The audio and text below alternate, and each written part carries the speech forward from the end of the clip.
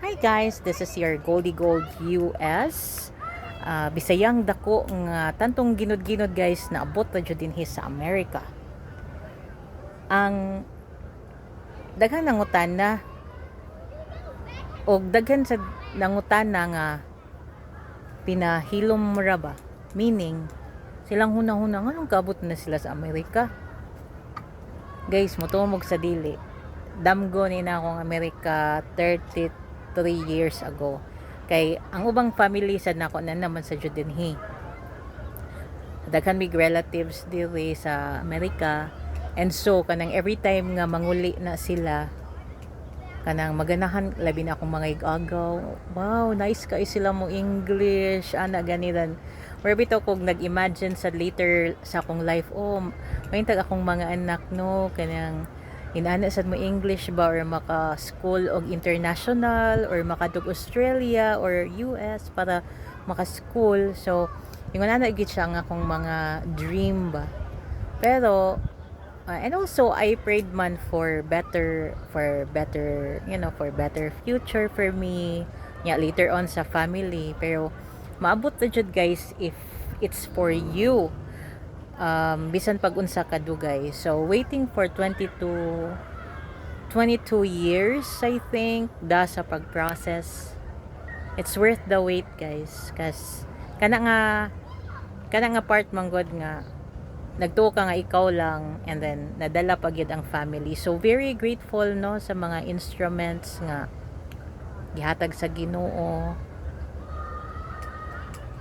Very private masad good sila. So yeah, their family, my family sad nga naghago gyud sa pagpetition, dako kayo gi-sacrifice for us. Pero siguro mga later on di pa mi kabalos karon, but in the future nga makakuan nami, makastand nami on our own, trust mo na siya guys nga trust just trust in the Lord, no, with all your heart, and lean not on your own understanding. And your path, yeah, He will make your path straight. Sakto ba to? Basta ingon ana guys, faith in the Lord. Then you also have to do what you have to do.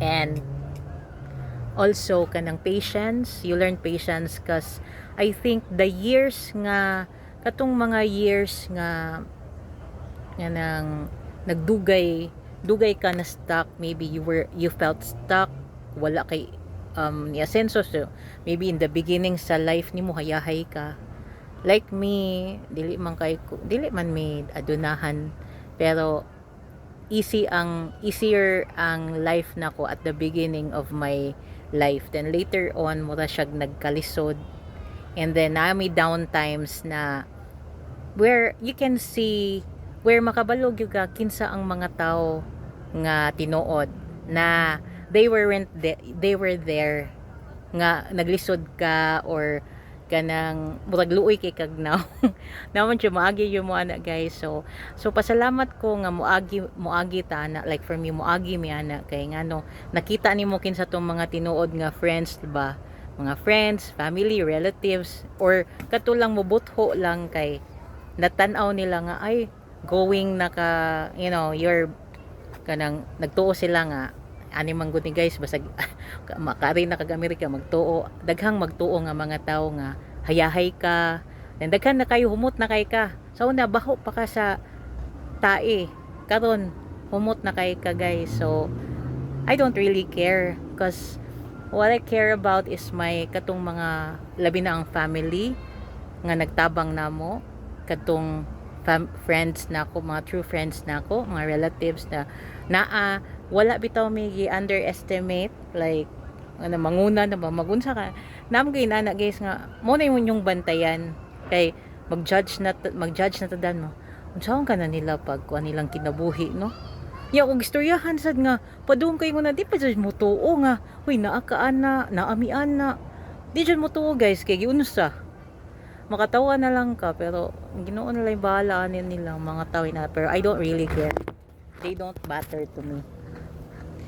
Ana lang gid siya guys. So inana lang, you can come here in the US through possibilities, no nga, as tourist. Sa akong naibawaan ha, based sa akong knowledge lang, sa akong nakita, as tourist, as siguro sa work permit, kung highly skilled or extraordinary mong skills, or if you're married siguro through marriage, mga inana, or maybe kanasang, I don't know sa uban, pero I heard like kanang mga asylum kanang gikan sa war, unya marag nay di kay ko familiar anang dapita.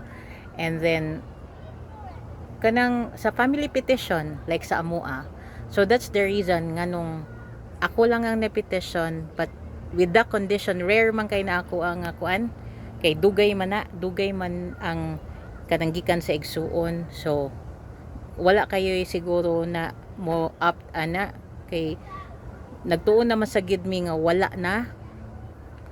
Thankfully no sa Ginoo nagtan-aw gyud sa naminaw gyud sa tanan nga kuan. So mao na siya guys, legal in legal ways ba pahimutang, kay ang US lisod kay sudlon man, lisod siya sudlon. Mo na nga kanang mo na sa gusto may ibaw nga nung nakasulod mi diri, it's like a family sponsored petition.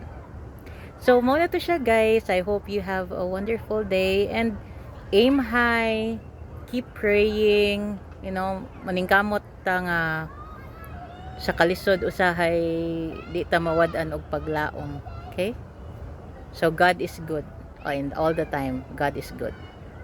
Bye now. See you mga ka-goal. Your Goldie Gold US here. See you soon. Bye.